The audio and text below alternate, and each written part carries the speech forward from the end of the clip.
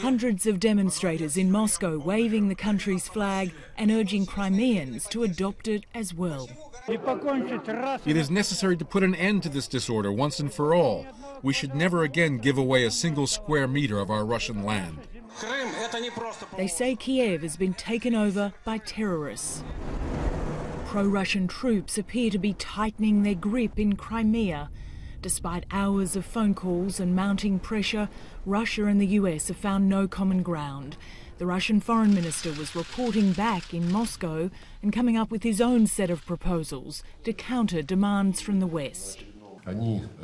It aims to bring the Ukrainian situation into the framework of international law, which would consider the interest of all Ukrainians, taking into account the deep state of crisis in this country. There was talk of a meeting in Moscow with the US Secretary of State, but that won't happen until Russia shows it will take talks seriously. He made clear that he would welcome further discussions focused on how to de-escalate the crisis in Ukraine if and when we see concrete evidence that Russia is prepared to engage on these proposals.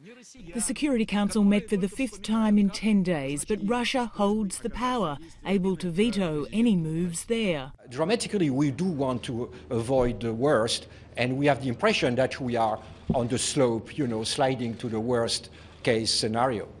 Ukraine's interim Prime Minister takes the next step in this diplomatic offensive when he arrives here for talks with the US President.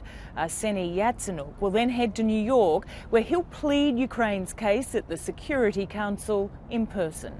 It will make for tense times just ahead of the controversial referendum. Lisa Miller, ABC News, Washington.